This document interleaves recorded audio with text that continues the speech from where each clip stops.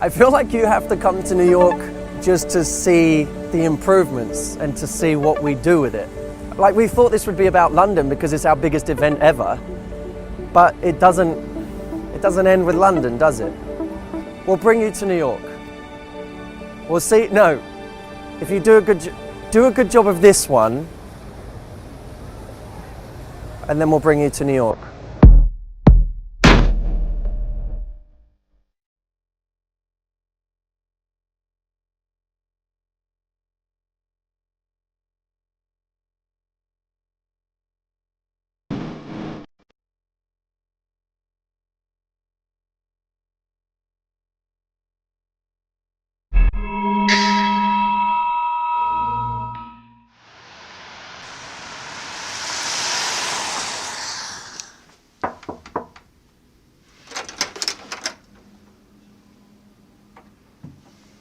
What's up, player?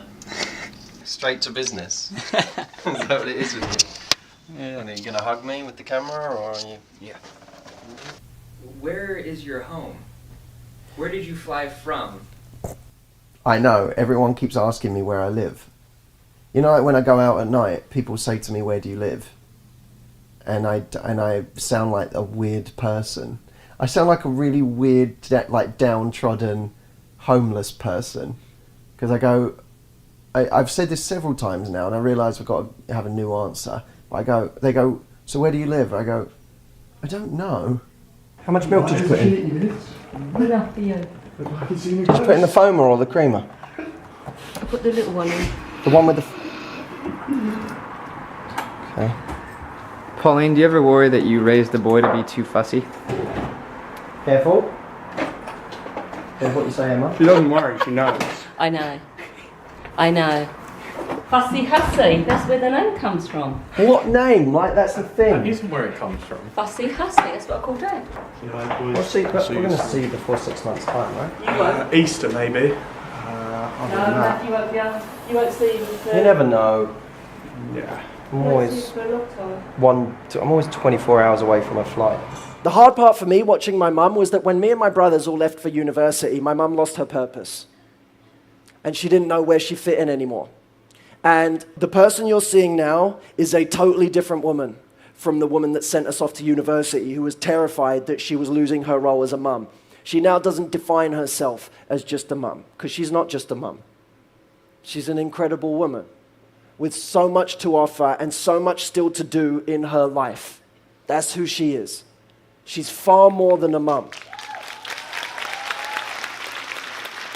Do you know what people never talk about when you're traveling like this is they say, "Oh, it's good to what a great thing to be able to live in 2 locations or to do," but you sort of, it's hard to build up the same friendship base. Like, just as you're getting things off the ground in one place, you then travel to another place, and then you're having to get things off the ground there, and not be forgotten about. See, what adults don't realize is one of the reasons that they get bad in their dating lives is because they've also forgotten how to make friends. And many people don't want to admit that because somehow it feels more sane to admit that your dating life sucks than "I just can't make friends," right? That you feel like a real loser for saying "I can't make friends." And guess what? 9 out of 10 adults have no idea how to make new friends as an adult. I'll have my guy Jameson there as well. He's going to be getting his footage, and you can compare notes if he has stuff that you don't. You're free to use any of the stuff that he shoots as well. All right, we'll do. Bye. Who was that, and why are they swooping into my exclusive? That was the Today Show. The what show? NBC's The Today Show. Never heard of it. They're coming to get some footage for the Today Show. Actually, you know what? That would be a good chance for us to promote Love the Journey. If I can go on the Today Show and be like, "Oh yeah, and obviously you got some footage of the event. We're actually capturing the whole journey of the tour on our new online show, Love the Journey. Come see it." It's great. Yeah, I mean, it's a lot of pressure on production time of it, but okay. Well, we all know you need a deadline, so... Speaking of which, do you want to watch a rough cut of the 50 Shades? Oh, you joking? So it's hard. Everyone giving us different advice. Then there's the media, of course, which is a joke in terms of the way it portrays love, the way it portrays relationships. A whole nation of women being ruined by movies that portray love in the most absurd way. I present to you 50 Shades of Grey. Okay, let's see here, because he's pretty great, Mr. Grey. He's pretty great. So what's the first thing? Oh yeah, he's 27. Okay, so that's the first one. 27, young, nice. He is very much into the old sex. Loves it. All sorts of weird and crazy stuff, and he's really good at making it comfortable for you, even though it's kind of scary, but it's both. It's comfortable and scary at the same time. I don't know what I'm feeling.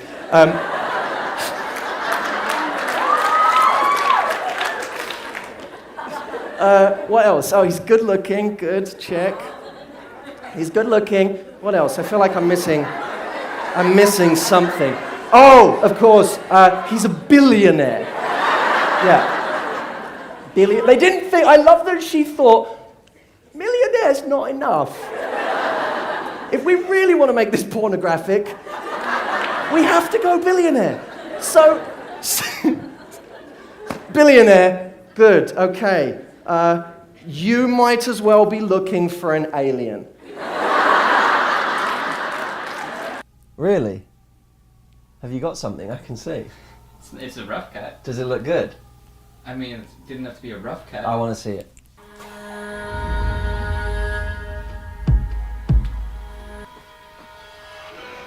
This is just an interview about his book. Fuck. I have a couple dating questions. So, what was his advice like? Mr. Hussey, we'll see you now. You should stay clear of me. The dancing shot!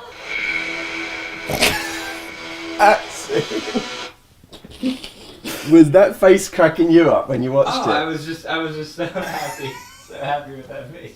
I can see. That shot! Which one was that? Slapping the milk! It was a beautiful slap. That is mad. That is fucking mad. That's kind of the word I'd use, I guess. Can I just say that honestly, it has me worried. I mean, it's Why? What has you worried? It's only for us. Like, it's really only for your fan base, you know? It's really not that accessible. That is my feeling. I mean, I know It's what you mean. everything was what I intended. It's everything I imagined. It literally is what I had in my mind when I called you up laughing about it. Like, that's what it's actually closer to my imagination than my imagination even was. Matt lies blindfolded, the two tea bags rub Matt's face and then dangle into his mouth. I can't do that. How can I do that, really? Did you really think we could do that? Yes, I know we can. It's gonna look so weird. Have you seen the trailer? It's fucking weird. I don't know, are people really gonna get that joke about me being teabagged? Do I want a joke where I'm teabagged? I don't know. But it's just teabags, that's all it is. But it's really like homosexual. The connotation is balls in my mouth. And, by the way, English tea, so you'll enjoy it. This is not what I signed up for. This was my idea, and I'm like, it's morphed into... Can I at least get both of you teabagged? Because it starts off... Can I at least engrave that quote on my fucking wall?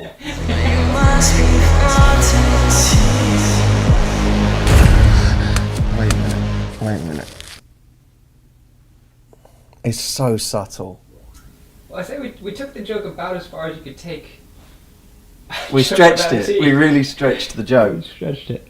I mean, this was for us, wasn't it? Yeah. We need to be careful of that. That's what worries me. We made it for us. I mean, the people who get it are gonna... Right. They're gonna adore it. Alright, you need to ask me questions now, if you have any. Do you have any rituals that you always stick to before the event?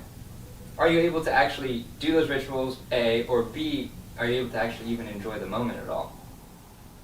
When I'm up on stage, I'll be in my element. Like, I really have realised how much I love being on stage. how much I love events. I hate the build-up. I hate the build-up. Like this right now sucks a little bit.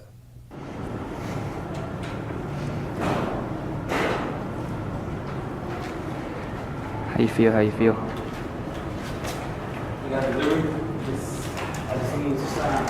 It's always gold just before an event, isn't it? Jesus Christ. This is why I get annoyed. Because I have to put up with this. I'm already annoyed with this idea. The thing is, I actually tell you, like, I'm going to be useless before an event, so don't bother trying to get anything good.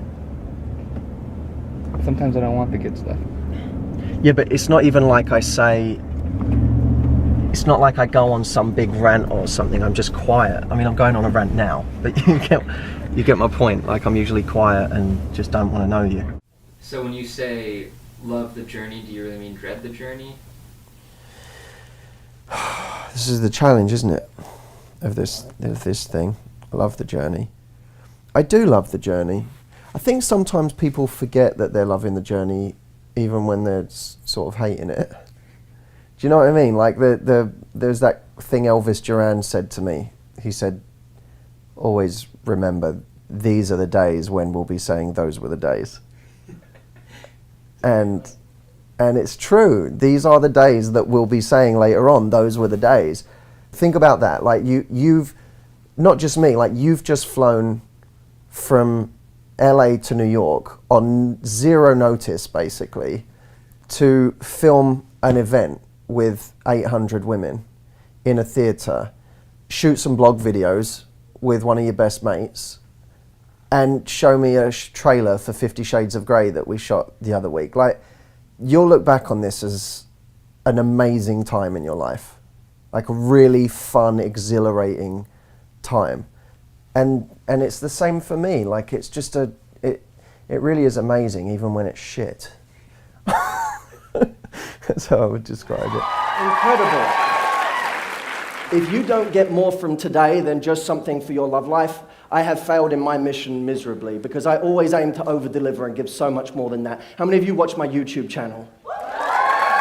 So hopefully you'll agree. Wow, that's loads of you. That's fantastic. I hope you'll agree that we're about so much more than that. But we are also here for one united purpose, which is to really live at an incredible level in our love lives, something that so few people actually do.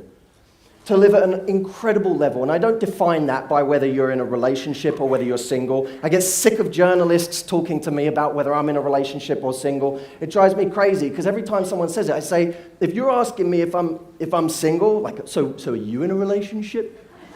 I go, I know that if you're asking me that, you're missing the point. I don't define success by whether you're in a relationship or whether you're married. How many of you, put your hands up, know someone who's in a marriage and failing miserably? So you know that being in a marriage doesn't make you successful. That's surface level bullshit. Being in a relationship isn't a barometer of success. Being happy is. That's the key, is being happy. Wherever you are, whatever experience you're going through right now, how do I derive happiness from this experience? And ironically, when you derive happiness from this experience over here, let's call it being single, everyone wants to convince you to come over here, right?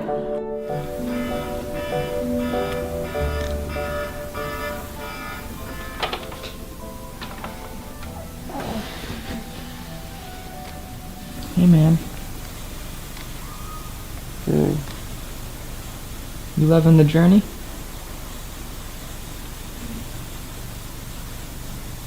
When?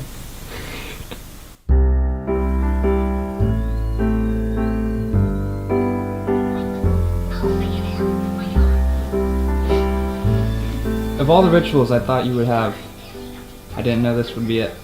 Watching cartoons. Yeah. I like it.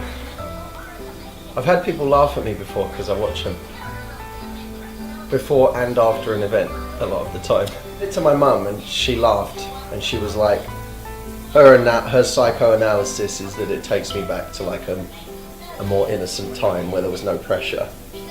You know what I mean? Because as I'm about to go on stage, there's pressure.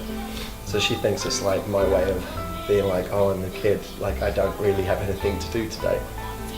You know, like if I come at someone's house or whatever where there's like a little, like there's a dog or something, I look at the dog or the cat or whatever and I'm like, oh, sometimes I'm like, I wish I was you today. Yeah, they do have it the easiest. I just look at them and I'm like, you don't have any homework to do today. You just lay there and chill. I mean, I wouldn't want to really swap lives because it's pretty boring, isn't it?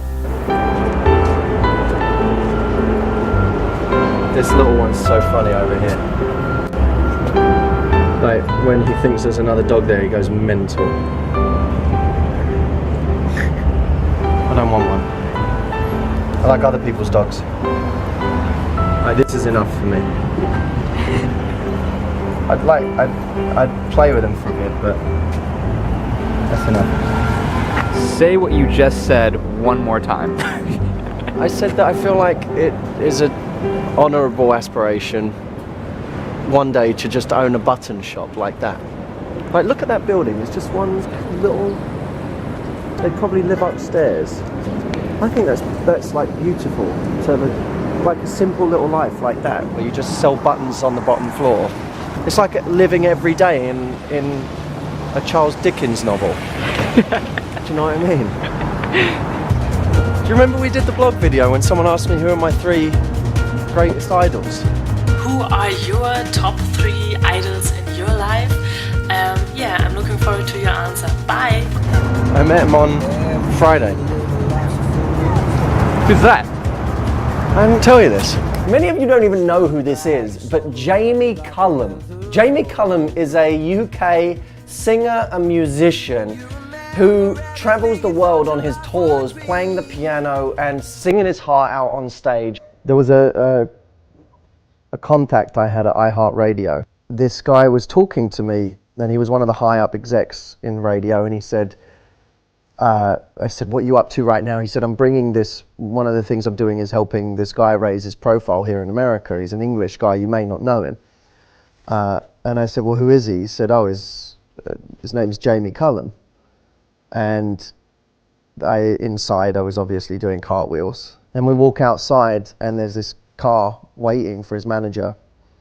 And he opens the door and Jamie Cullum is sat there in the back seat, and he says to Jamie, Jamie, say hello to Matt.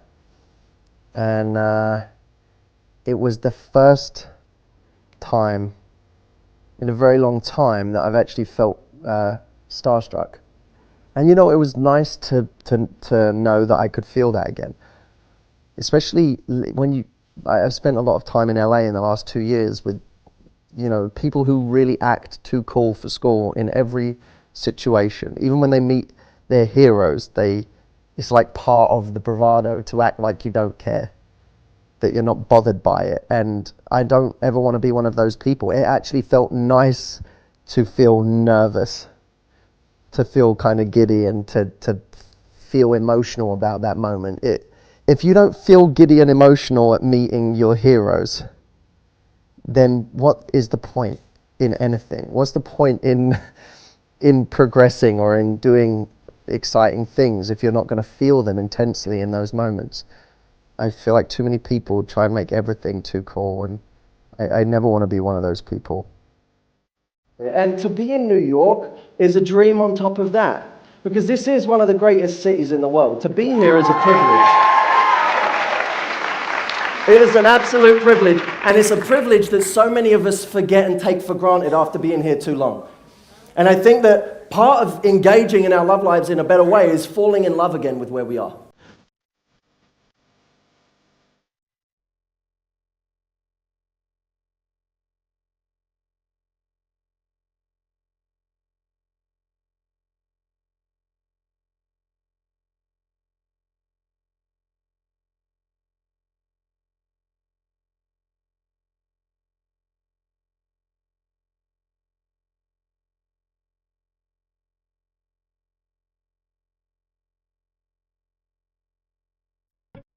I'll take rejection over being 90 years old, looking back on my life and saying, well, I never got rejected, but I didn't do much either.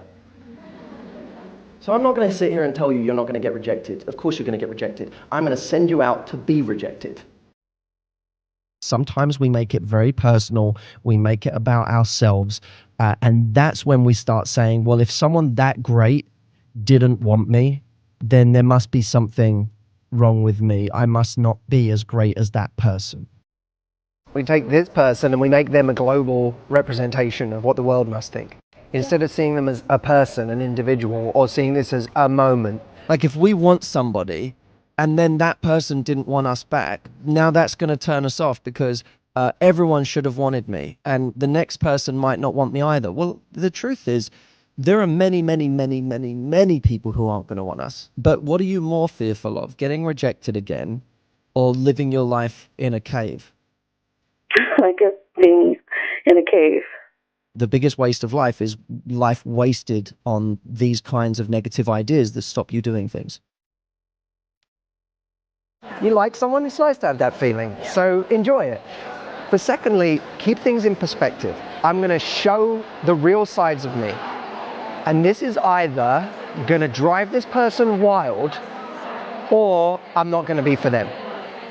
We create these big generalizations about how attractive we are based on this tiny moment in our lives, and we're taking things too far. Set the bar lower. Make it so pathetically small that you can't not do it. That's all it is. Small risks every day, and always remind yourself that you can sleep at night knowing you tried. But the thing that will keep you up at night is knowing that you didn't even put yourself out there. Those moments where you feel yourself getting like really nervous, I want you to remind yourself of something. There isn't something so great to lose right now. So I don't want you to get too in your head about it. Like sometimes we're so like, why didn't this person like me? Or what did I do wrong or whatever? When like the overanalyzing thing is what's creating more of that. Instead of overthinking everything, I just want you to be like, hey, you know, we should hang out sometime. We should catch up sometime. You can be confident enough to take a risk. But then what you have to do is be confident enough to sit back and let him do something. So you could take a step forward, but then see if he comes to meet you. Oh, there's another cute person over there, I'll go talk to them. And half the time it's when we go talk to that cute person over there that the person we really like looks at us and goes, oh, hang on. I'm just as afraid of rejection as you are, but I fear regret more. But if you decide rejection is the scariest thing to you, you'll always avoid guys.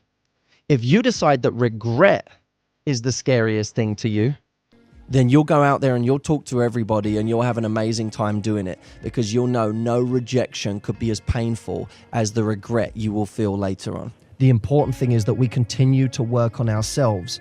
We continue to make ourselves the most incredible version of ourselves. And we keep searching for that person who not only has great qualities, but also wants to shine their light on us and say, yes, you're the person for me.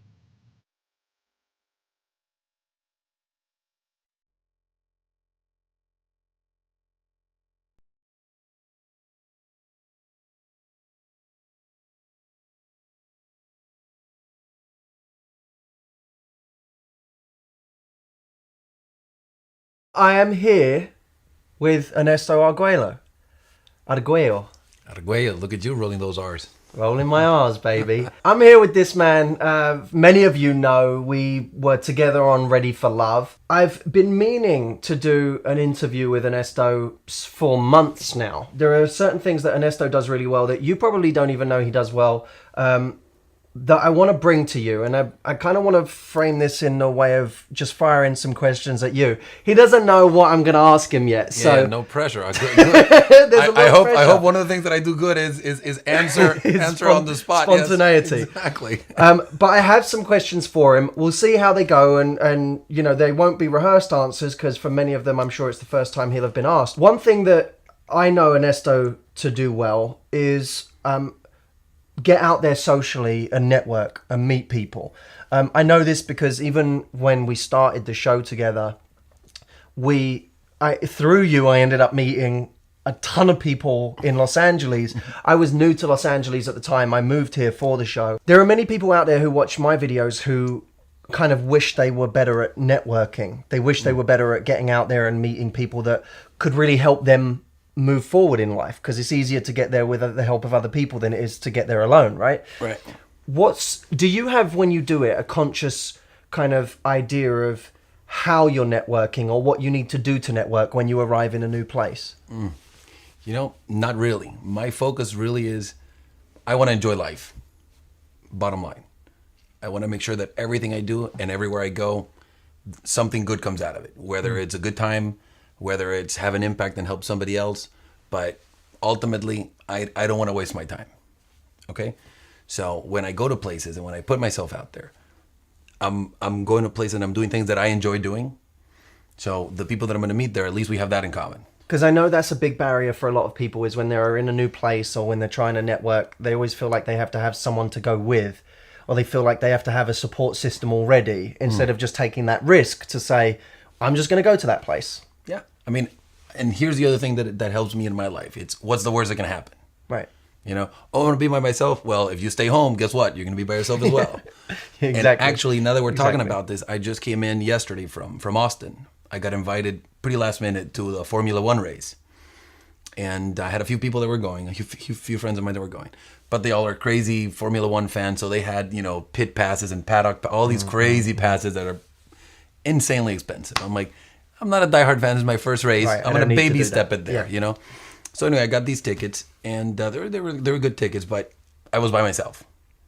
And I said, hell, I'll go. What I have in common is other people also like Formula One. You know, like we have that. Yeah. I walked out of there with a group of like seven different new friends that I've already met up with some of them here in LA. I love that. If I break it down for someone who's watching this, let's say they go somewhere on their own. How do you go about meeting people that you don't already know? You know, if you see strangers or if you see someone that you think, oh, they look like fun, what's your thought process in actually going over physically to meet them? I mean, whether it is I'm getting a drink at the bar and somebody is next to you, you just strike a conversation. I mean, I think there's a mental barrier that people put in their lives. And the truth is, you shouldn't. Mm-hmm. Why are you going to assume the person next to you is not a nice person? That they're not going to talk back to you? Mm-hmm. Talk to them. Get them something. Say, hey, put it on my tab, although it's an open bar. You know, break the ice. Right, you know? right. Do you have a conscious thing where you say, here's the energy I'm going to go in with? Or do you have a certain energy that you like to go in with? Not really. I mean, I think the best thing in life is to just be yourself. Mm-hmm. And it sounds cliche, but it's true. Another example, this same weekend, we go out with some friends of mine. And then this one girl starts talking to this friend of mine. Long story short, she was being very, very kind of like, not pretentious, but just kind of a little hard to get, like a little, you know, defensive and standoffish kind of way. And then through the conversation, she finds out that this particular guy is gay. In the middle of the conversation, instantly, Matt, she changed. The dynamic changed. Yeah. She became like the coolest chick ever. And then, you know, this person later on, we're having a conversation. He says, oh my God, I was about to say, like, what a bitch of a girl. Like, oh my God, no wonder you're single. Yeah. You know? And then I totally, it was like it was another person when she didn't feel any tension towards me. Yeah. You know? Yeah. She was at ease. She was herself, and she is a really cool girl. I think the big point there is if you remove agendas, if you remove intent, and all you have is two people trying to have a good time, then all of a sudden you're liberated to just be the fun, cool version of you. Absolutely. And I like that you said be yourself, but one of the things I'm always saying to people is it's two things. Firstly, it's not just being yourself, it's being the you at a 10, right? Because you at a 1 isn't a version of yourself that anyone wants to be around or know. And we all have ups and downs. Absolutely. But it's also knowing what to do. And I think socializing and networking and being around people is something that I'm sure over the years you will have gotten better and better at, because it becomes natural to you the more you do it. You know, as long as I've known you, you've never been the sort of person that if I said to you, let's do something tonight, you would go, oh, I can't, I'm too tired, or I don't want to, or you the only reason you would ever say no is because you're double booked, right? So, and I may still try to pull it off. No, that's right. That's very, very true. I think this has been really useful. I don't, you know, We could easily turn this into an hour-long interview. I think we won't this time around, but perhaps we'll do something longer next time. I want you to tell everyone you have something creative that you've created recently that I know you've been sharing on your various jet-setting adventures. Oh my God! Yeah. Can you tell us a little bit about it so that everyone knows how they can engage with it? And I'll give you the elevator version of it. As you know, I build these model towns, education model towns in Latin America. And through design, we've been able to keep these communities very safe. So it's got the attention of the World Bank and the United Nations. They approached me to be the spokesperson for road safety. I was originally a little turned off. I'm like, sounds boring, road safety. And they said, Ernesto's the #1 killer in the world. Number one youth killer in the world. And we really need a hand promoting this and creating this awareness. Snap to Live is it's a belt. It's a fashion belt that is made out of seatbelt material, vintage car seatbelt buckle. And it's meant to be a reminder of the things you can do every day to save lives and to keep the road safe. Like not texting while driving, guilty as charged, we all are. Mm-hmm. So keeping that in mind of, hey, you know what, I'm not going to do that. Not drinking and driving, and buckling up. Those three things can prevent over 80% of these deaths. Wow. I think what's interesting about this, one of the concepts that I talk about a lot, and you guys may not have heard me talk about this in my videos because it's something I talk more about on the retreat program that I do. But for everything that we want to condition ourselves to do, you almost need like a button or a trigger that takes you back to that thought process. Because otherwise you go back into reflex response mode. You know there's a text you've got to send and you start texting it. I'm always telling people you have to have a trigger to get yourself back to a place where you remember a certain thought. And I love that this acts like that trigger. Totally. I think it's really, really clever. And I think if it can help kids, then that's an amazing thing. Is there like a website people can go to? Yeah, we have a website called snaptolive.com. That's the number 2. All right, so here's what we'll do. We'll throw a link up under this video, both on YouTube and on our blog. And if you want to grab one of these belts, they can do it at the website? They can do it at the website. They retail for $30. And I'm donating 70%, I'm pledging 70% of the profits to the Road Safety Fund from the UN. And, by the way, let's link it back up with our content. This could be a great conversation starter, ladies. It shows you're kind of interesting and involved in various things in your life, which is exactly what this video is about. Look at that. We closed the loop. Full circle. Exactly. I appreciate you coming on. Thanks, Please, man. My pleasure. Thank you, Ernesto, for coming. Thank you guys for watching. This has been a great video. Something a little different for you today. I hope you enjoyed it. Leave your views in the comments and we will see you soon.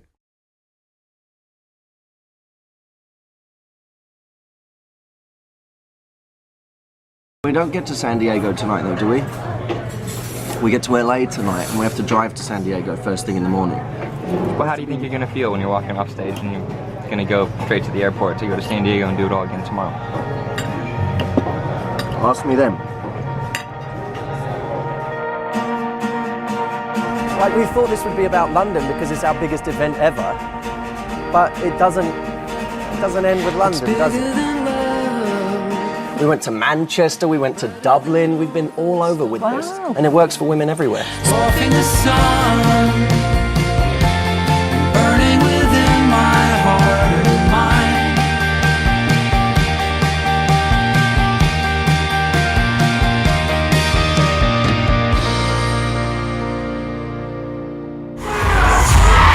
See us! Give 5 high fives and grab a seat. Derek, I just want to say thank you for your start today. It's really a pleasure to work with you. Alright, I'll see you soon. Okay, great. What from you and mine? What about my jacket? Did you lose that one? No, and you're bugging me. You're bugging all of us, Jameson. Did you have fun today? Yes, I had lots of fun. I really love Matthew, and I've been listening to him for a long time. Every morning when I get ready for work, I turn his YouTube video on, and while I'm doing my makeup, I'm listening to his advice. I have a date with a really cute and guy that I really like next Wednesday, and hopefully I can apply all his advices this coming Wednesday. What's dating Dallas guys like? Dating Dallas guys, since originally I'm from Houston, Dallas guys are, I would say, more reserved. They're very humble in my opinion because they kind of have this like southern home style to them. I don't know how to explain it, but they're very relaxed and they're very chill. Some people will call it a cowboy culture. I've actually had a woman say that a lot of guys here in Dallas tend to be a little bit more metro, but that hasn't really been my experience. I would say that there's just a lot more upfrontness than in the city like Austin or Houston. Bye, Mark. Thank you. All right, thank you. You have a good night. See you when we're back. How do you feel about going to San Diego tomorrow? I actually feel good. I feel good. Why do I don't know. I'm not. I thought I would be a mess. I feel good. It's funny. In one of the last videos, we've been doing this kind of mini documentary over the last couple of months where I've been followed around by my wonderful genius of a cameraman, Jameson, who I have to surprise you is at the back right there. Put your hand up, Jameson. Let them see you. The infamous Jameson. That's how you know you're special, is you actually get to see him. Had you not come, that never would have happened, because I'll be damned if he ever gets on camera. He's been making this documentary, a beautiful documentary, I hope you'll agree, about this journey we've gone on across the country. And one of the things that I said in the last one, which was said out from my gut, but it was true, that there are certain parts of my career that are just shit. It looks good, it looks very glamorous and fun, but a lot of the time it's really crap, and it's frustrating and it's annoying and it's really hard work, and it's sitting on planes with back problems day after day after day, getting to the next location and being away from family and friends. And I said to him, it's shit, but even when it's shit, it's great. And I sort of feel like that about love as well. And so I think if we can get okay with that, we have a very strong starting place here today. Much stronger than if we came in hiding from all of the stuff that's bad about it and saying, I'm trying to find the good in this sea of bad. I'm trying to find the good guy in the sea of bad guys. What a terrible place to start from. Because every bad experience you now have will only reinforce what you think you know already, which is that it's mostly bad, but you're trying to search for the elusive good. Even when it's good, you can meet the love of your life. When they go away on a work trip for a month, it still sucks, doesn't it? Because you miss them. You miss them. So even when it's good, it hurts. That's okay. That's part of it. Guys, we still going out tonight? I'm ready. Ladies and gentlemen, if you have checked bags, they will be at baggage carousel number 3. I'm ready.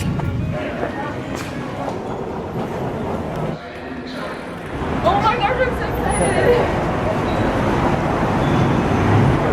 Nice to meet you. No, well, Sandy Miss. It's like 30 minutes away from now. We literally just landed. To land in LA at 1 a.m. or whatever it is. What time is it? Like someone followed us to come and say hello and take a picture. I remember when I first got here, touched down here, and no one knew who the hell I was. It's funny to be landing and for that to happen. Weird. Very, very weird.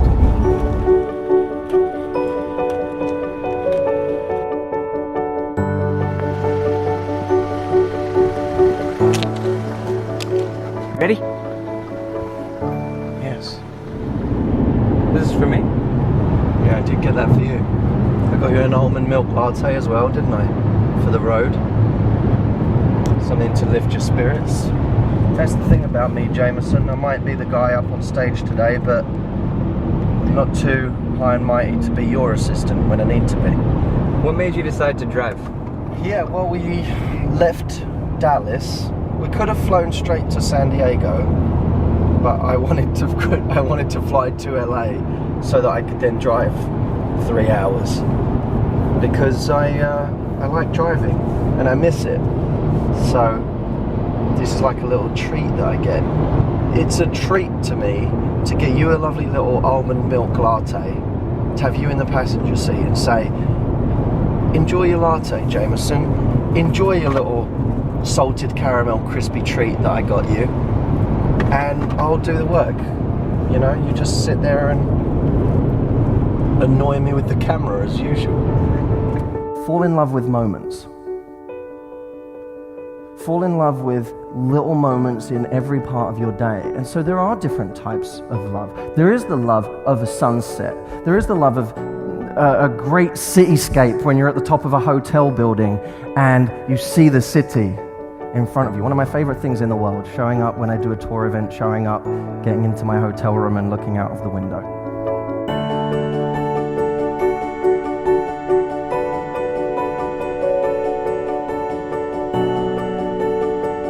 It's inspiring to see that before I go on stage and to know that that's what we did. You know, we got to venues of this size, and what a life.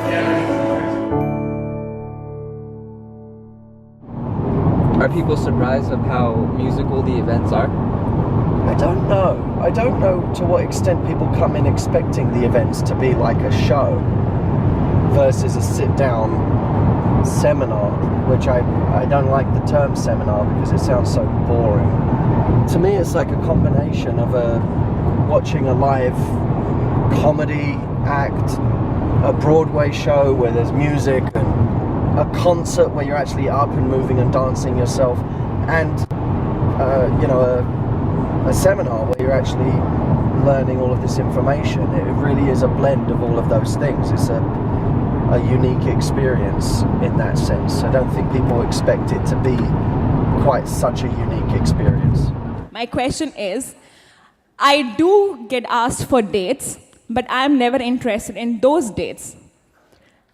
And the guys whom I'm interested in, they are never interested in me. If you were to have a guess at it, you seem very intelligent. So if you were to have a guess at it, why do you think that they don't see you as the sexual partner, instead they see you as the friend? If you were to guess. Okay, this is my guess. I don't have a very friendly face. Have another guess.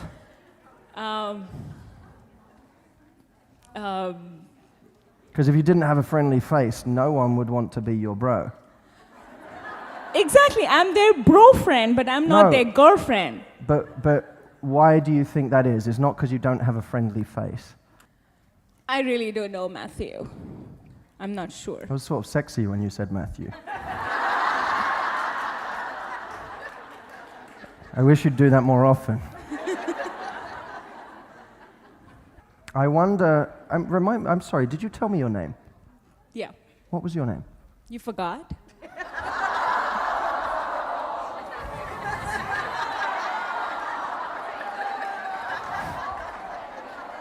And you said I was special, but you gave me the mic. Maybe we should go for a beer and talk about it. Don't you dare call me bro. I break your head, I promise. Well, have you finished berating me in public?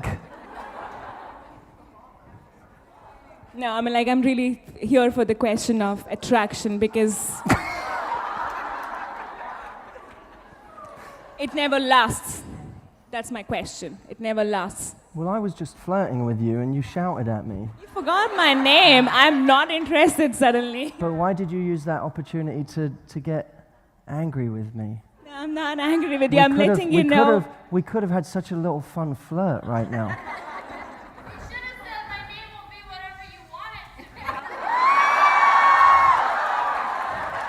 It's a tad forward.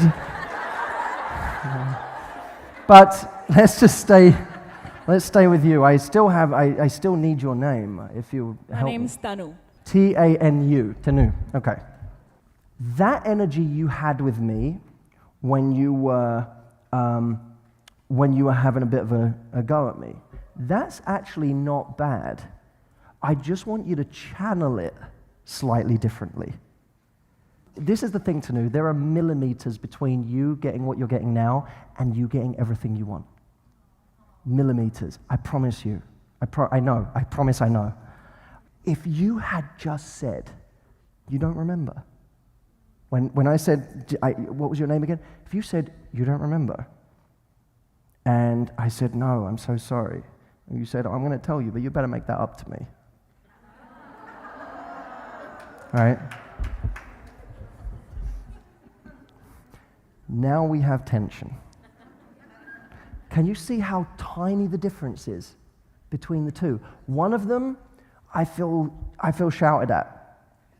The other one, I'm like, oh, I'll make it up to you. We'll figure out a way.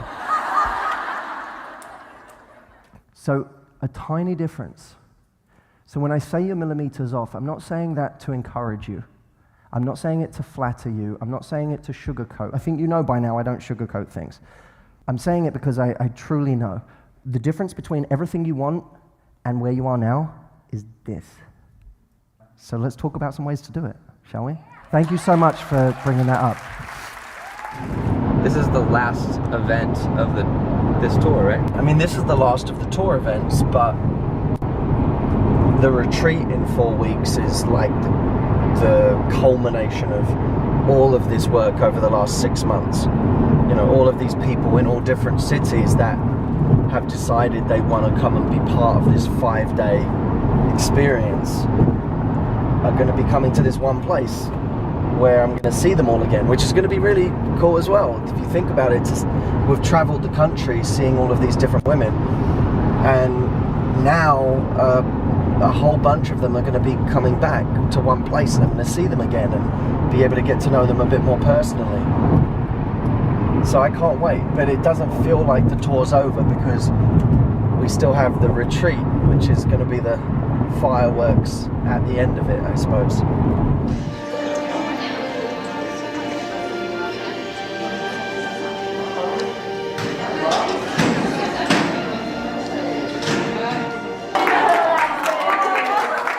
Guys, thank you so much.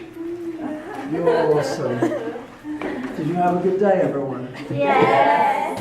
This year we've been touring non-stop since January, starting with the big London event.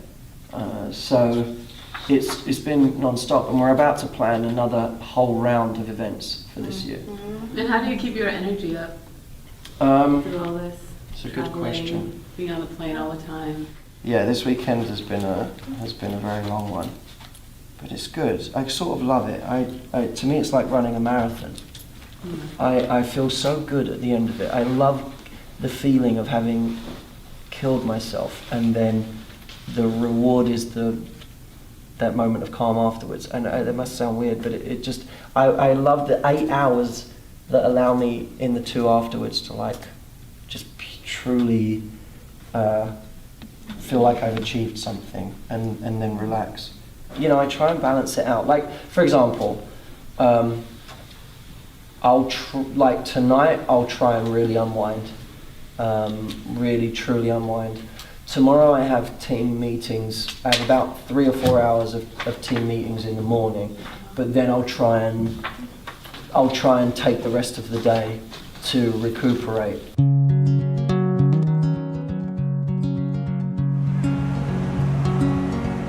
So who do you wish was here with you now, besides us? My mum, my dad, and my brother Harry and my brother Stephen.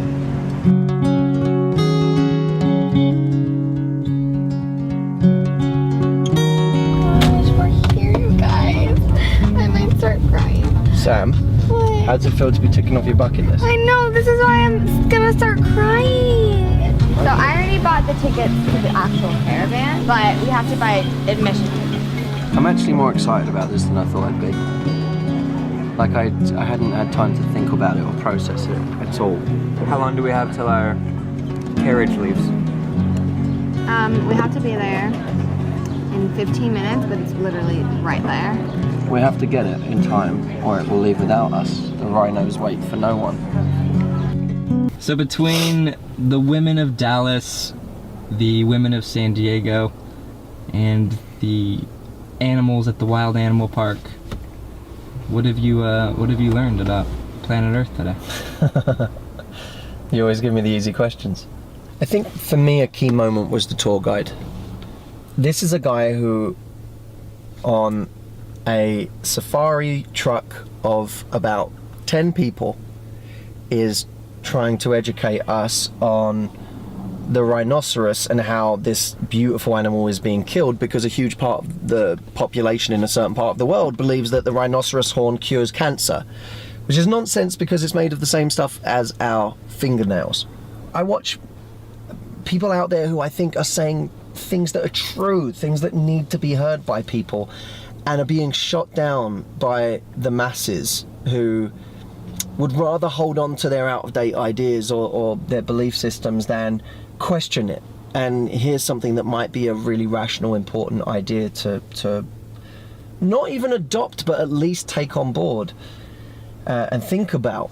And it's disheartening sometimes, but seeing this one guy who is out there safari truck by safari truck of just a handful of people saying, please put out this message with me, is kind of inspiring. We have a much bigger audience than a safari truck of people, and we get to discuss important ideas. And I think that's a really beautiful thing. And I think more people, no matter how big their audience is, should be inspired by people like that guy. And now we get to go to the retreat where we have a whole bunch of people coming together for 5 days to challenge their own sense of truth, what they know about themselves, what they know about their lives, what they know about the world, because they want to reach a higher level. And if we really want to grow, we have to keep questioning ourselves. So I think people that come to the retreat are incredibly brave. And I'm so excited to spend 5 days with them, asking important questions and challenging ideas, which is what we should all be doing constantly. Is this your way of inviting me to come? You're gonna... I want you to come to the retreat, both to capture the retreat and so that I can spend time with my favorite imaginary friend.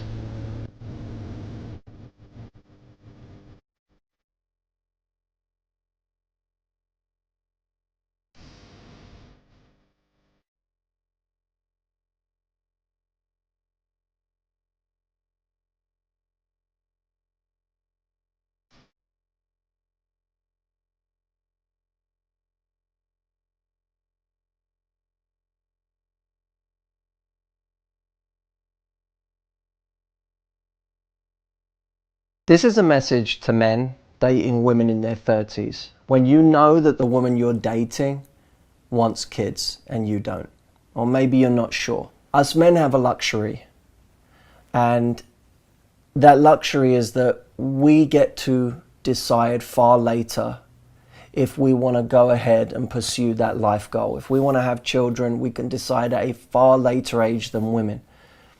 Women have to decide that at an age where we can still be playing around, where we can still be enjoying ourselves and acting like we're cool, acting like we're all relaxed. And of course, how easy for us to act all relaxed. We don't have that time pressure. You know, for a guy, it's not like someone's saying to you, your dream in life, the thing that you've always wanted on some level, you get to do it in the next 5 years or not at all. We don't have that. We don't feel that pressure. So it's easy for us to go into our relationships with women in that age group and feel like we're playing paintball, but they're playing with live ammunition. We may get hurt, we may get bruised in the process, but they can genuinely lose out on something that means the world to them. We as men have to be brave enough and courageous enough to leave. And I get it, when you love someone, leaving them can be an unbelievably difficult thing to do. But if you really love them, and you know that leaving this person, letting them go, gives them a shot at their dreams, it might just be the most loving thing you ever get to do. Men, we have to be brave enough to leave if we know we're going to be denying someone a shot at their dreams.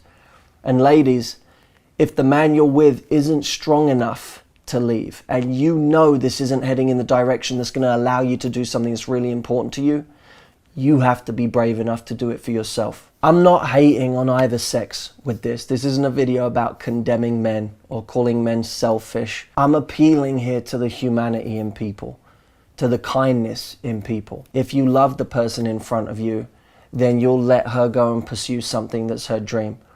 If you don't love her, then you haven't lost very much anyway by losing this person. That's the last thing we want to do, is play around with the life of someone we don't even love. Either way, you know what to do.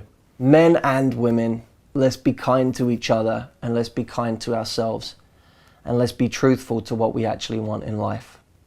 I'll see you soon.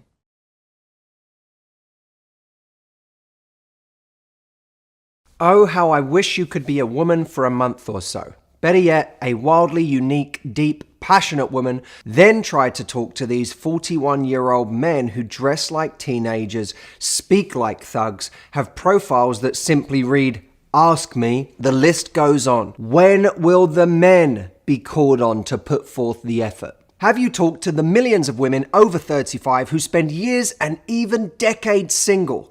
Maybe the problem isn't the women and their standards. Yes, that is a problem for many, but maybe the problem is also men who don't value women for more than just sex. I'd love to see you make videos for men and how staying in the cycle of lust stunts them from emotional growth and the true value of what a true partnership can do in their lives.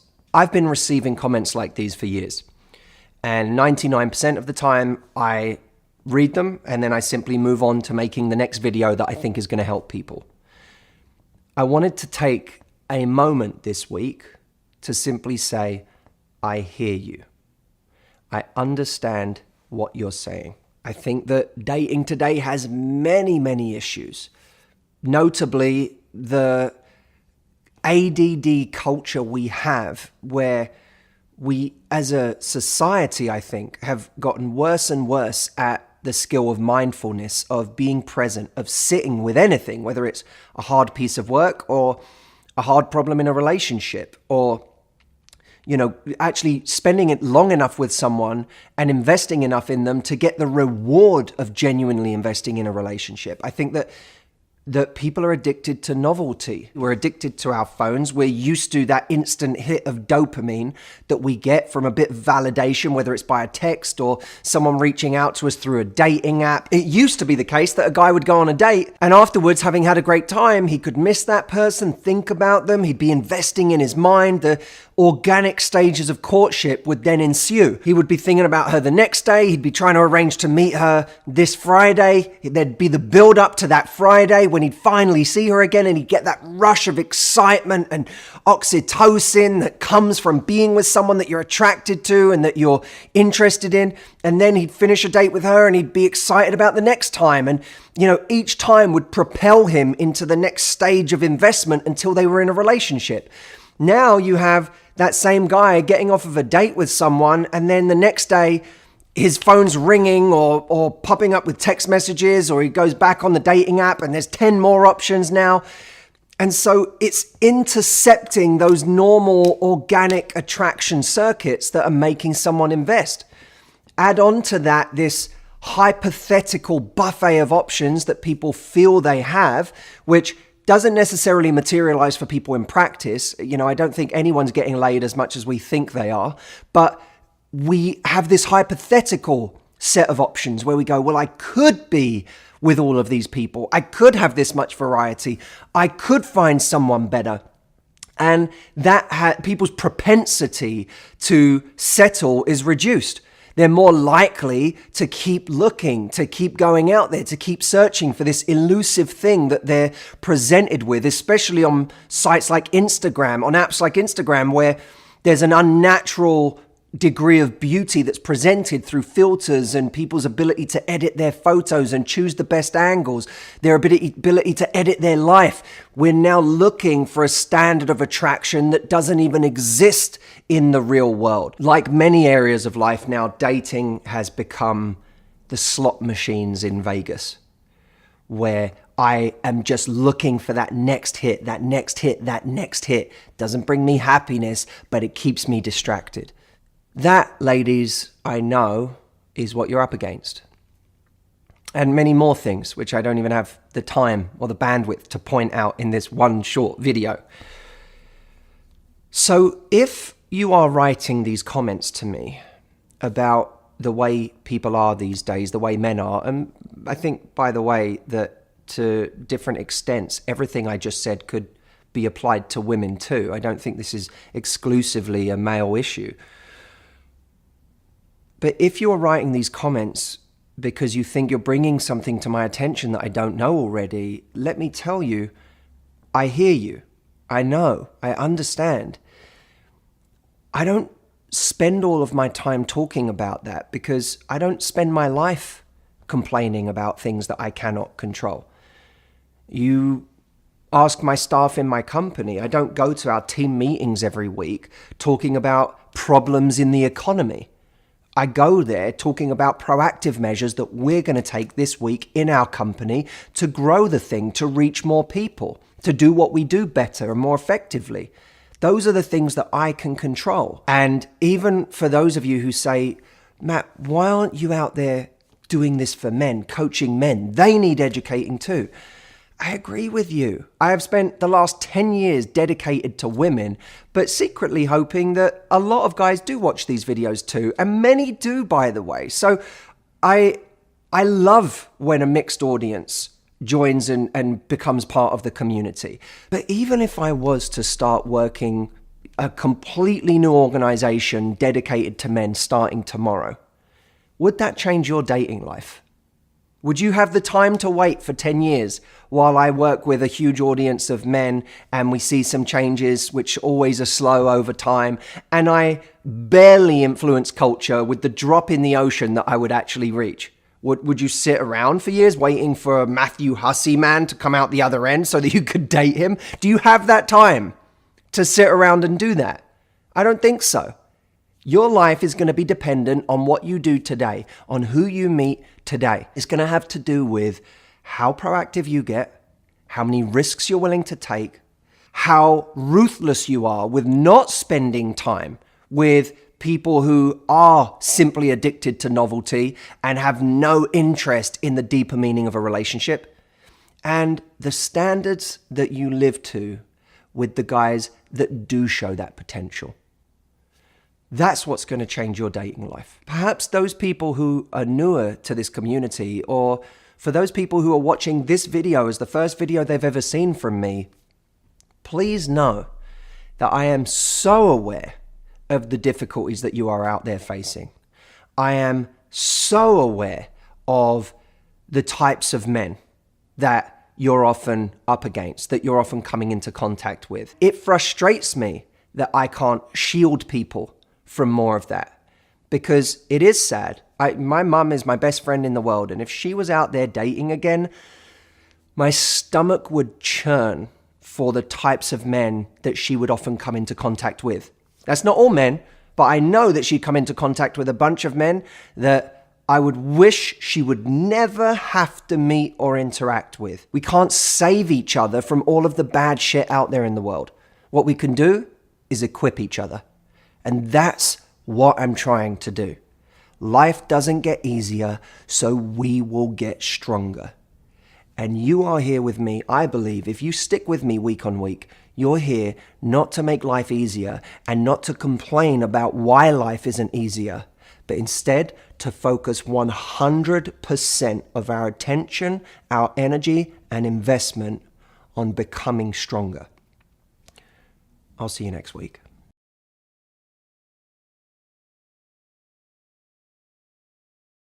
Have you ever felt like you weren't pretty enough for the person you want? Or that the person you want is so desirable and so attractive that they have so many options, why would they choose you? I recently asked my Fast Track members, what was a moment with a guy where you realized you were deeply attracted to him? Here's what they said. A mother was pushing her stroller across the street and didn't notice when a blanket fell out. Without hesitation, the guy I was on a date with grabbed it, caught up to her, and gave it back. The guy I was seeing stayed over for the first time. The next morning, I went to make us coffee, and when I came back to the bedroom, he had made my bed. Me and a guy were taking a walk one day, and he spontaneously asked me, "What are 2 things you're grateful for?" It made me so attracted to the positive way he looked at life. I also asked a handful of guys for these moments where they felt deeply attracted to a woman. Here's what a couple of them said. I mentioned a book that meant a lot to me, and a week later, I found out that she not only had bought a copy, but had started reading it for herself. I was speaking on the phone to the woman I was seeing, and her friends had just invited her out that night. She told me that she said no to them because she wanted to stay in and finish a work project that was important to her. I was on a date watching the movie Interstellar, and I was trying not to cry during an emotional scene. I looked over to see if she'd noticed me, but her eyes were glued to the screen and she was already crying. I call these moments micro attractions. The understated moments and behaviors that make us realize someone is the kind of person we might want to spend a life with. And I think this is where the real game of attraction should be played. This is crucial to understand because we live in a world right now that overvalues all of the wrong things. Money, fame, popularity, how many followers you have on Instagram, all of these things that we think are the barometers for how attractive someone is. But the truth is, when it really comes down to it, for mature, intelligent people, they are looking for a person of character, for a person of integrity, for the type of person who day to day exhibits the qualities that they want to experience in a relationship over a lifetime. So we have to stop ruling ourselves out of the game simply because we think that someone gets a lot of attention or they have a lot of options, and start valuing properly our growth as a person and our character. Because I promise you, with the best people, with the most mature and intelligent and emotionally intelligent people, that's where the game is being played. In one of my favorite movies, Vanilla Sky, David Ames, played by Tom Cruise, reflects on the small moments in his life that had giant consequences. He concludes, the little things. There's nothing bigger, is there? Now, you know that I don't ask you to comment on every one of my videos, but I think this message is so important that I want you to understand it on an emotional level, not just a logical one. So do this for me. Write in the comments a moment of micro attraction where you either felt drawn to another person because of something they did, or they told you they were drawn to you because of something you did. Write it in the comments. I can't wait to read them. And also, let me know if you enjoyed this concept. I know it's a little heady, but I think it's really, really important. And I'll see you next week.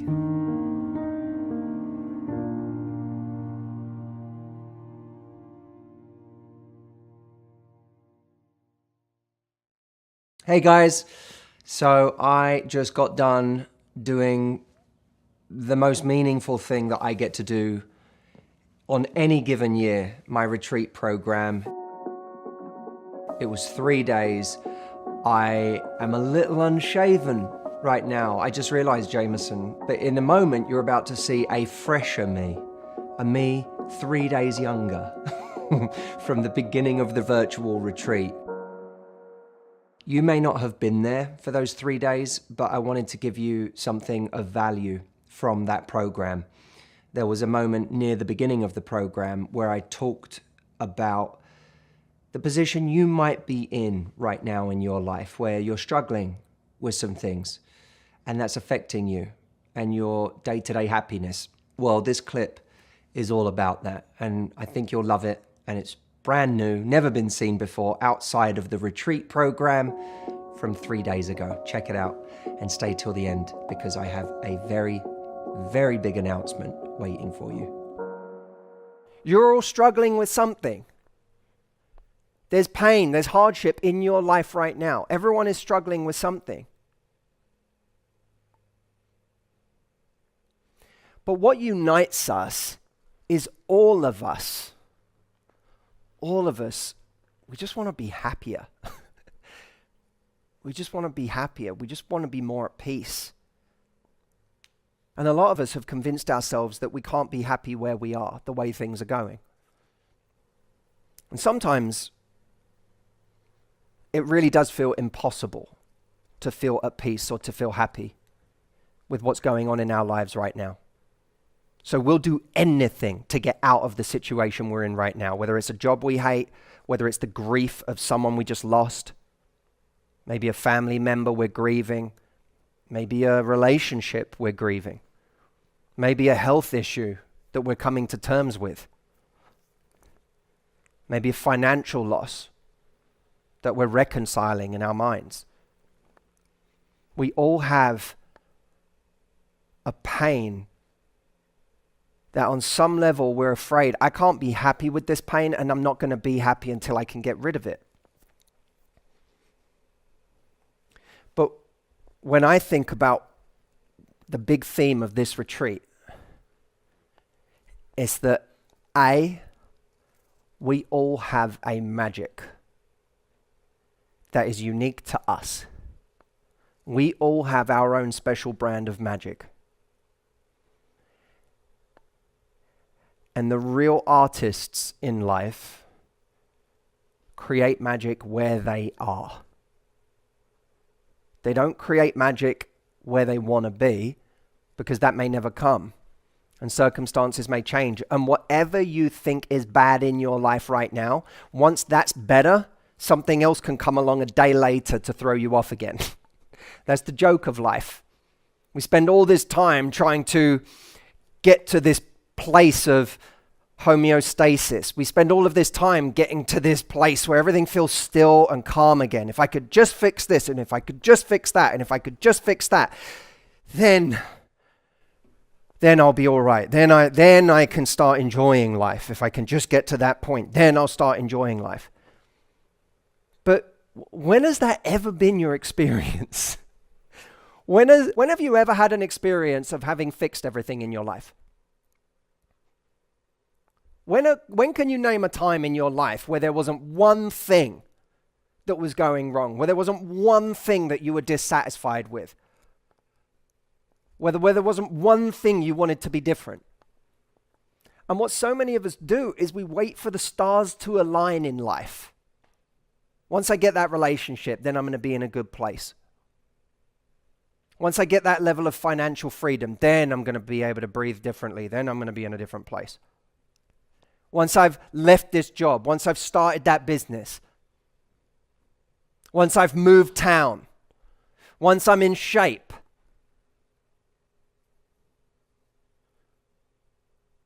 then I can start enjoying life. Then I can start bringing my magic.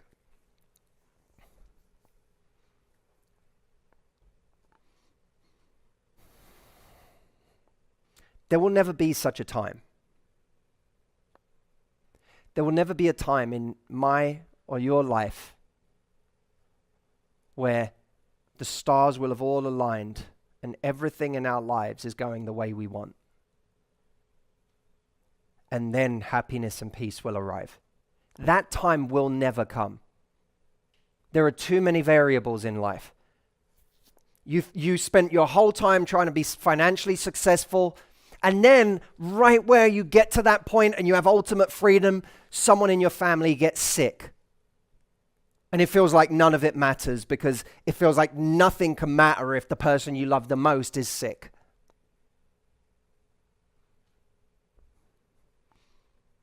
Or everything's going well in your life, and then you find out the person that you're with is having an affair. You finally got everything you wanted, and then you find out the person you're with is having an affair. Or you get diagnosed with an illness. There's always something. There's always something waiting for us. Life is always, as soon as we think we got everything lined up nicely, life has a new answer for us. And a question. Here's a new thing. How do you want to deal with this? Here's a new thing. How are you going to deal with that? You thought everything was going well. You thought you were going to get a break. You thought you were going to fix all these things, and then you were finally going to get this equilibrium you've been fighting for years. Here's a new answer. And it's something you didn't expect. What's that line? It's always the things you don't worry about. They're the ones that come along to get you. Something happens. Life has a new question. In my life, and guys, when I say I live this message, I live this message. In my life, the answer is always the same. Life has a question. What are you going to do about this? What are you going to do about that? And my answer is always the same. Create magic. Create magic. What did you think? There was going to be a different answer this time? Create magic. Now, I'm not perfect. I fuck up. I get it wrong. I do things I regret. I make bad decisions. I hurt people sometimes. My life is littered with mistakes. But it doesn't change the answer. And I'll never bullshit you about something that I'm not good at and tell you I'm good at that. I won't. This weekend, you'll learn more about me than you've learned in 100 YouTube videos. But believe me when I say I live this message. No matter how hard life gets on any front, when life asks that question, my answer is always the same. Life asks, what are you going to do about this one? Create magic. So I want you to write this down right now, because this is the first big thing. This is going to carry us through the entire weekend, is create magic where you are. Not where you want to be, not 3 years from now, not 6 months from now, not once you repair your relationship with your mother or your father, or not once you get on your feet financially, not when you finally get that house you want to live in, not when you finally look the way you want to look, not when you finally get that relationship. No, where you are right now. This retreat is about creating magic from there. It's about a true acceptance of where am I starting from today? Where am I starting from? Forget the life that I thought I had or the life that I thought I wanted. All of you have a picture of the life that you thought you would have by now. Everyone does. Everyone has the idea. By this point, I was supposed to be financially free. I'm not. By this point, I was supposed to have met someone. I haven't. I was only supposed to get married once. I didn't. By this point, I was supposed to have my dream body. I don't. By this point, certain family members were supposed to be more bearable. They're not. We all have our blueprint for the way that we wanted life to go. And what makes us deeply unhappy is this feeling of life should have been like this. Life should have been like this. But it's fucking not. It's not. Life didn't pan out that way. But we make ourselves so terribly unhappy, consistently thinking about the blueprint for the way our life was supposed to go and the way it's going. And we grieve and we grieve and we grieve the loss of this. That it's not happening, that it should be happening. And we make ourselves so unhappy, not just by comparison with other people. People always say that. You get, comparison is the thief of joy. If you keep comparing yourself to other people, you're going to rob yourself of any joy in life. But comparison kills us when it's comparing ourselves to what we thought we should have been by now. Here's what we should have been doing. Should have been married. Should have had kids. Should have been doing the dream job. Should have looked this way. Should have been living here. We have this blueprint and life didn't go that way. In some respects it did. In other respects it didn't. And then we focus on the ways that we didn't, and it makes us so terribly unhappy. Instead of just going, fuck it. This is my life.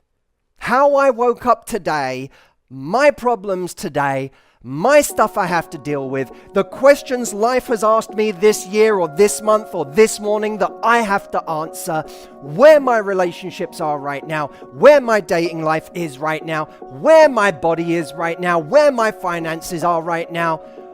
This is where I start. This is my starting point. Who cares what I thought it should have been? It's irrelevant. It's science fiction. Who cares? The life we have is the life we woke up into today. The life we have is the life we woke up into today. Now, I know you're going through some difficult things right now. Everybody is. Everyone has something that is making it hard for them to be happy today. If you take one thing away from this video, please know this. Whatever struggles you're going through, whatever hardship you have in your life, whatever trauma you have in your past, your life can be a stunningly beautiful masterpiece. And you have the ability to make it that way. You can create the magic in your life. You just have to have the right tools. You just have to know how. Now, if you are serious about getting the tools, getting the practical insights into how to do that for yourself this year, I have a huge announcement to tell you about. I've been waiting 2.5 years to make this announcement. The last time I ran my in-person retreat in Florida was in 2019. We had to cancel in 2020 and in 2021 because of COVID, and we have finally got to the point where we are able to put this program on again. And we are only doing it once this year. And it's happening from May the 30th until June the 5th. We are going to Florida. I am taking an exclusive group of people who are signed up and committed to changing their lives with me in person. This is going to be our most popular in-person retreat ever because we have all the people that signed up for the retreats that had to be postponed. And we have all of the people who are on a wait list who have been waiting for this announcement to get their ticket. I am telling you now because the spaces are going to run out faster than ever on this event. And I want you to be there because what event could be more meaningful than the one that has been waiting 2.5 years to happen? We all need this. My team needs this. We can't wait to see each other again. I haven't seen my team in person in 2.5 years. And we all get to come together. We are inviting you to come together for that party. And it's going to be a party that over 6 days changes your whole relationship with life, with yourself, and with everyone you encounter. When people come to this retreat, they deal with things they have taken their whole life to deal with. And then they come and they handle them. And these are the kinds of emotional issues and the self-sabotaging, the getting in our own way that prevent us from being happy, from being at peace, from meeting the person we want to meet for an amazing relationship. There are people that go on to create extraordinary careers after the retreat because they finally are able to take the leap and go after what they want, or speak up for themselves, or set boundaries with people in their lives that lead to opportunities. Everything I've ever learned about how to live a beautiful life, I have put into this program. I've been running it for over a decade of my life, and it is the art of my life. This is my masterpiece. And I love the fact that YouTube has given me a way to get my message out there to people. And I love that I help people all over the world who will never be able to attend one of my events. It's one of the great gifts of my career is that I've been able to reach people that I never would be able to meet in person. But my God, is meeting in person special.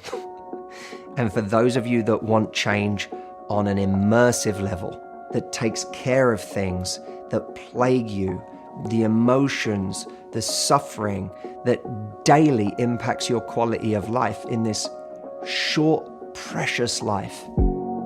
If you want to handle those things once and for all, I know of no better place you can be than the retreat program. Like I said, it's happening in person by the beach in Florida from May the 30th until June the 5th, and you can apply to be a part of it. The program is by invite only, but you can apply, have a phone call with one of my team, tell them about your story and what you want to achieve this year, and if you're right for it, we will invite you to come join us.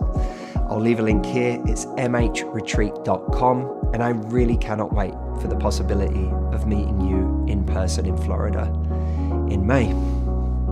Thank you for watching. I'll see you next time.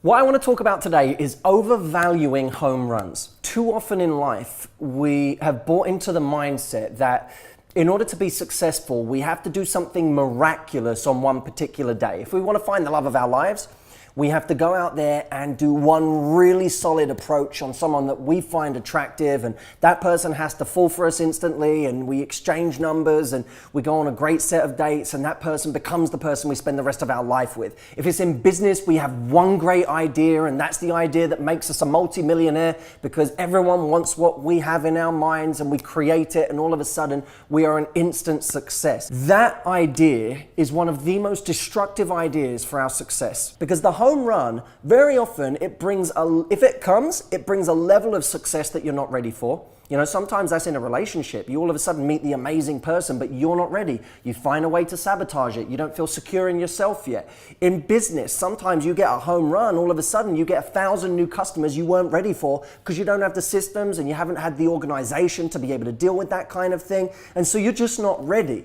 There are many times in life where having a home run would be a very bad thing. But having to build organically to a place where you get a win that's sustainable, that's much more exciting. Or, let's face it, getting a win every week or every month from something you're doing. And it's the same way in business, it's the same way in love, it's the same way with our bodies. It is consistent action, frequency and consistency that guarantees success and sustainable success. Sustainable success comes from what we do every day, not from some opportunity that someone handed us that just happened to be a lottery ticket. Because guess what? A lottery ticket is great for winning a few $1,000,000, but you don't know how to replicate the result. You can't do it again. You can't win the lottery again next week. So I would rather tear up the lottery ticket and say, give me the thing I can control. Maybe the success is more modest at first. Maybe it takes me much longer. But guess what? When I get it, I'll know that I did it. I'll know that it's something I can replicate if I lose it. I can do it all again. And it's something that I'll have the learning from and the experience from instead of being handed a win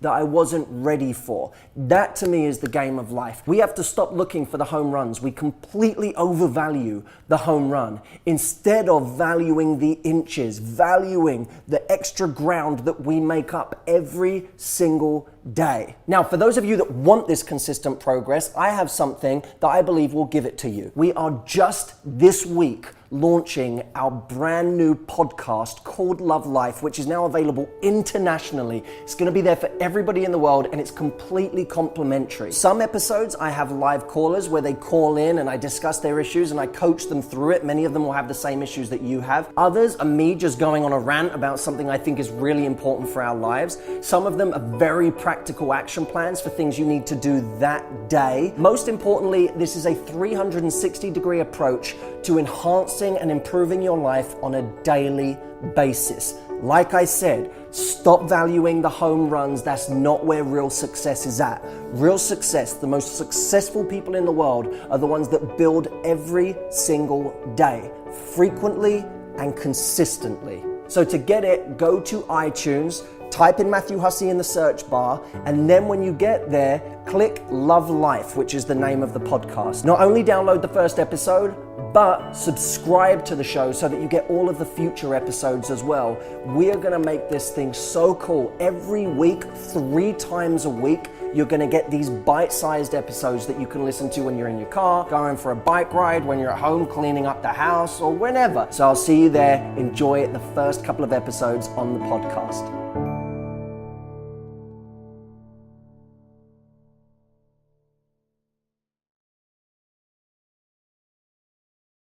We are almost halfway through this year. And if you are anything like me, that freaks you out because there is still so much more you want to achieve before the year is up. Now, I know that people follow this channel for growth, but I have noticed something in people's attitude to growth that scares me. It scares me because it's going to stop them from living the extraordinary life that they actually want. Recently, I heard of a phone call between one of my retreat specialists in my company and someone who was applying to come on the retreat.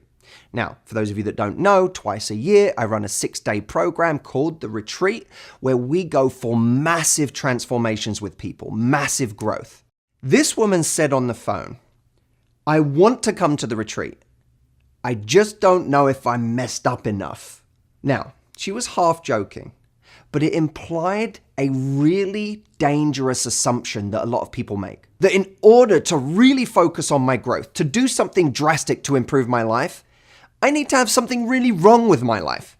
There needs to be something from my past that's still causing me trauma. There needs to be something drastic that's happened in the present that has really thrown me off course and I need to get back on track. I think this is a huge problem. It's the problem of I'm fine. I'm fine is the problem for most people. It's that they're coasting right now because they don't have a big problem in their lives. In this video, I want to give you 3 antidotes to the I'm fine life. Number 1, don't wait for the dip. Now, what this means is, for most people, if you really look at how they take action when there's something wrong. So their life is fine. Then a big problem hits that takes a dip in their happiness. So it could be that some past trauma revisits them or comes back to haunt them. Or it could be that they lose a job or that this is a breakup. Something happens in their life that takes them from feeling fine to feeling lousy, depressed, sad, anxious, being at a crossroads. And all of a sudden, in that dip comes the impetus for action. But what happens is they take action so that they can get back to being fine. And then when they feel fine again, they stop taking action.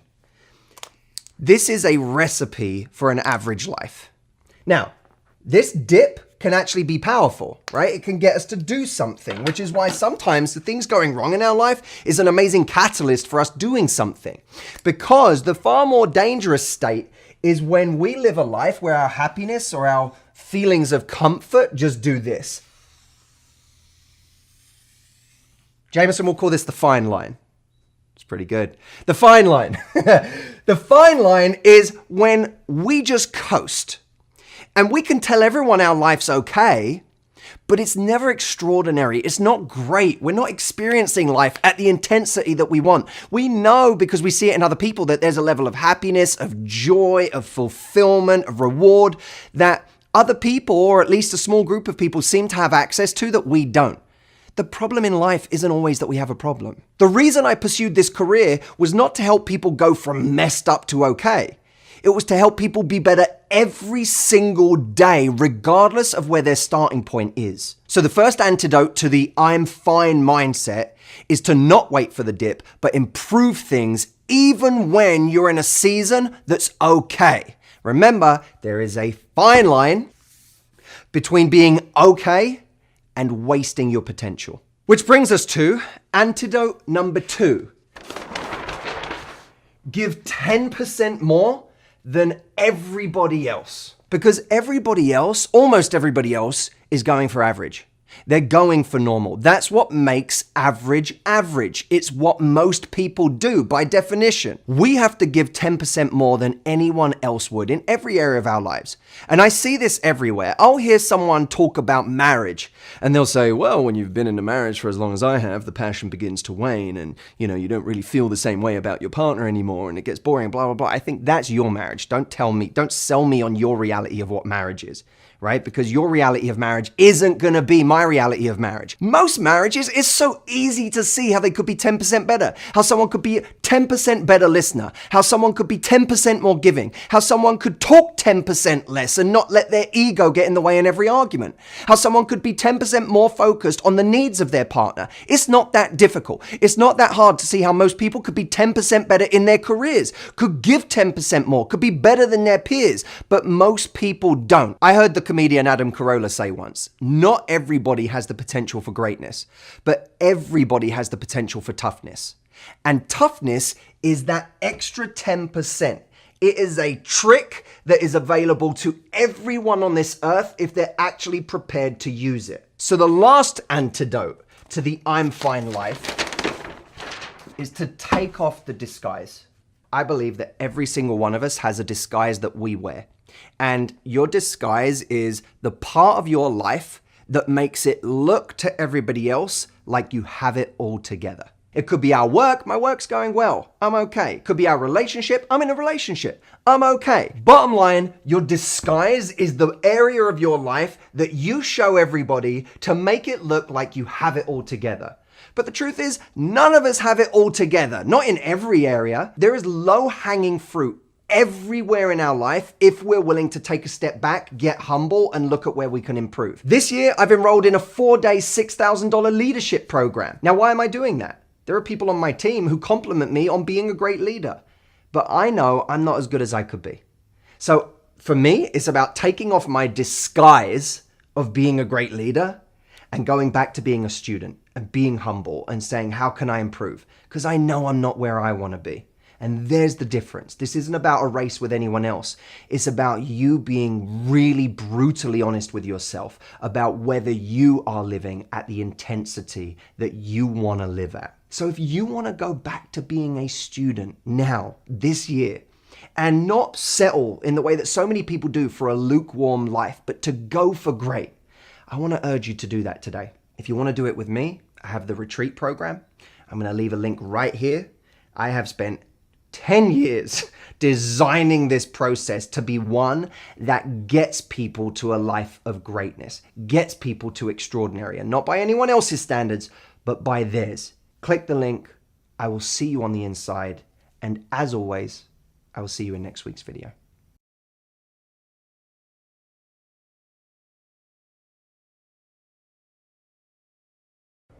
Do you like cupcakes?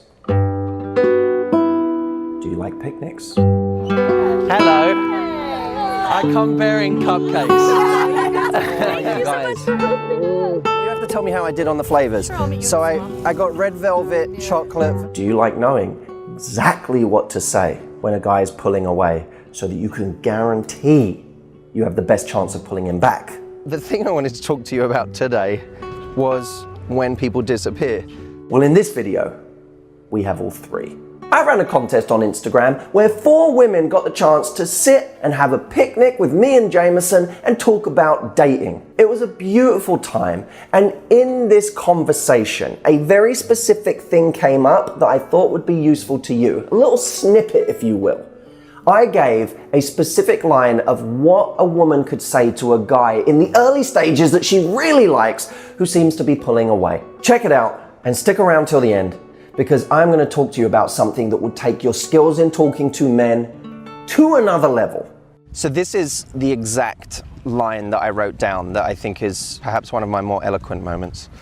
I'm feeling some confusion from you, which is totally fine, but I'm going to take some space because I don't want to get closer to someone who's not sure what they want.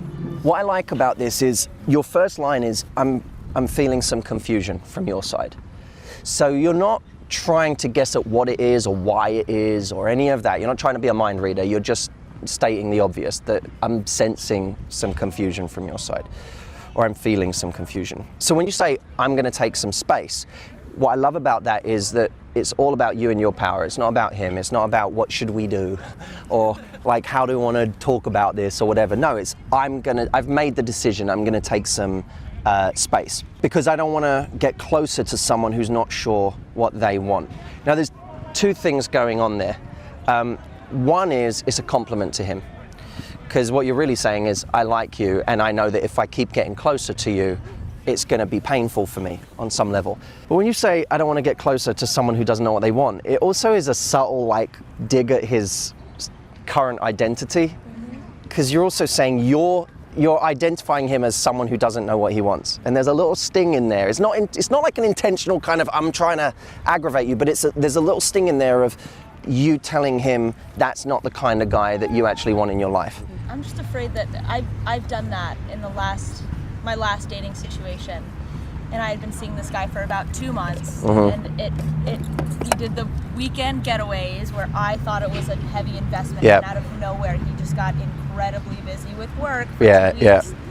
But I gave him those 2 weeks of space where we hardly talked to each other at all, we didn't see each other, and then I did exactly that, where I called him and I said, I care about you so much, but I can tell that you're incredibly preoccupied. Mhm. You've got other things that you have to take care of right now, I get that. Let me know if you've got some free time in the future, I'd love to hang out again. And I felt like I ended it prematurely, because he wrote back and he was understanding. He was like, thanks so much for being so cool, I am really busy, I enjoy my time with you, but this is done. And I was just like, Then you dang did it, yourself should I- a favor. Yeah. But you're worried. See, I wondered if I should have given him like another week. no, because your illusion is that text would make a guy go, I was gonna try really hard next week, but now that she's ended it, I won't bother. And in your message, you even said, which I don't think you should have done, you even said, "Oh, let me know when you free up." Yeah. Right? Because what you said is, whenever you're ready, I'll be here. So what you're That's saying why is, it didn't work. Yeah. but you did. I mean, you did the right thing in being strong and like saying something. But Do you think it's worth saying something? yeah. Yeah. Because like I get cold. I'm just like, all right, I'm out. People are not used to. Mean. I'm just like, all right, that's Yeah. cool. Okay. In life, people are not used to being called on their shit. They're not used to it. They're used to getting away with murder and no one saying anything. Weren't those women lovely? I want to say a huge thank you to Sarah, Danielle, Katie, and Marissa. You guys were amazing. I loved our talk together and I appreciate you coming out to see me. I want everybody watching this video to notice something. I'm not a huge fan of prescribed advice. Although I give a lot of advice, the truth is, over time, I want you to make it your own. But I also know that sometimes people change the language and the wording of something in a way that undermines its intention. What you'll notice between Sarah and I is that she and I had the exact same intention with what we were doing. But the language that she used actually weakened her position with the guy instead of strengthening it and showing how attractive she could be. I'm all about showing the best version of you. And if you feel like in your communication with men, you could be showing a much stronger, more attractive version of you, I have something that I want you to get today. It's called How to Talk to Men. It is my program that does nothing but tell you what you can say in every situation. You literally flip to a chapter that describes your situation right now, and it will give you the thing to say to a guy in that moment. You can take these, make them your own over time, but once you have them for life. So at least you know what they are. Check it out. I want you to buy this today. I'm just going to say it. I want you to buy it. It's amazing. It's something that will help you. If you don't like it, refund it. It doesn't matter. But at least try it. We'll link it up here and I will see you in next week's video.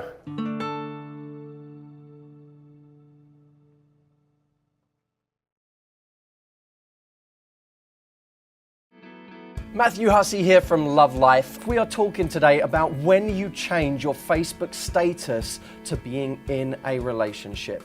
I struggle with this one from the very beginning, I'll be honest. I am a very private person in the things that I disclose about myself, so I don't have a lot of sympathy for the brainwashing that we go through these days, which is to say that we should be displaying as much of our lives as possible. Facebook has a vested interest in convincing us that this is the case, and it seems like most of the world has actually bought into this idea.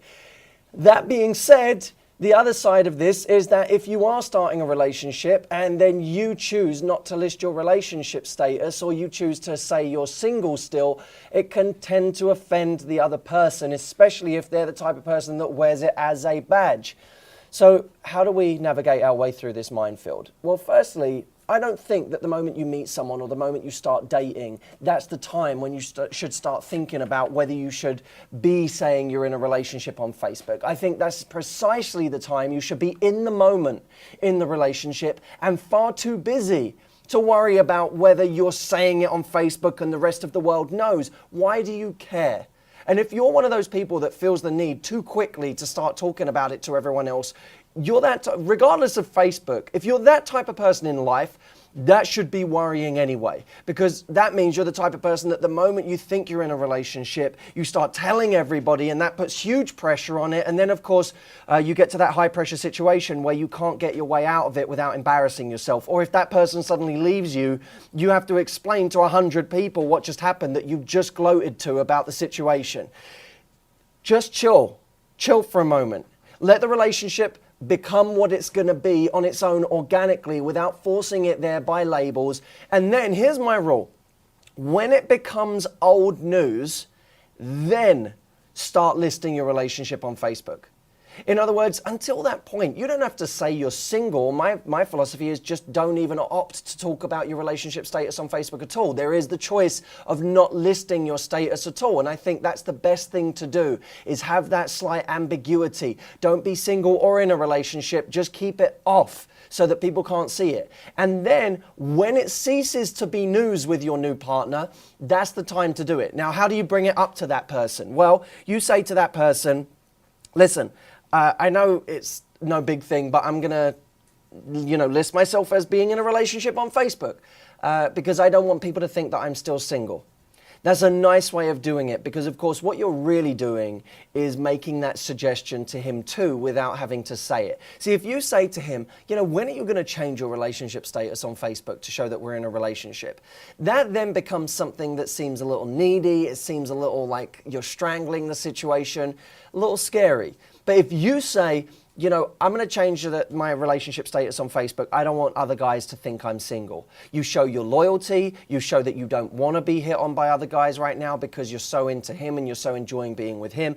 And you're also indirectly making the suggestion to him that he should change his as well, lest he be hit on by a bunch of women that still think he's single. In that moment, don't worry about making the suggestion for him too. Please don't make it about an agenda that you're going to now ask him to do the same.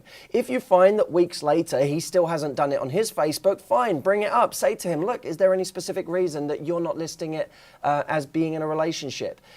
I will add a caveat. I don't think it's important, and you make up your own philosophy on this, but I don't think it's important to say who you're in a relationship with on Facebook. That to me is where it starts to become an invasion of my privacy. If you say you're in a relationship, you're making that point that you're taken. You don't then need to go one step further and list, I'm in a relationship with so-and-so who now everyone's going to click on and go and stalk. You don't need that invasion of your privacy unless you want to invite that.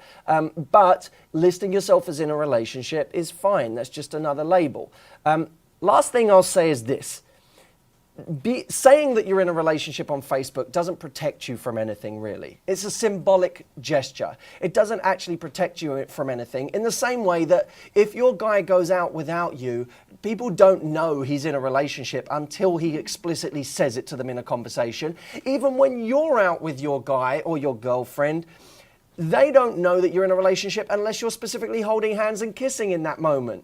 If the two of you are standing separately for a minute or two, they don't know at that point either. It's no different. So let's not pretend that saying you're in a relationship on Facebook makes any practical difference. The only difference is symbolic. And if it matters to you, do it when it's old news. Bring it up indirectly. And if you must bring it up with him weeks later because he's not doing it, just state casually that you find it strange that he doesn't want to do it. Is there any reason that he can explain to you that he doesn't want to do it, and hear him out? You'll make a decision at that point as to what you want to do about it. That's it from me today. That was Facebook and statuses and all of that nonsense that we have to deal with these days, which is ridiculous, but we do. Let's move on. I will see you in the next episode. Take care. You can follow me on Facebook, in fact, which I'm also on. My relationship status is not listed there, so don't even try and find it. I'm at Coach Matthew Hussey. So go check me out, Coach Matthew Hussey. I'm on Facebook. I'd love to see you there. Take care.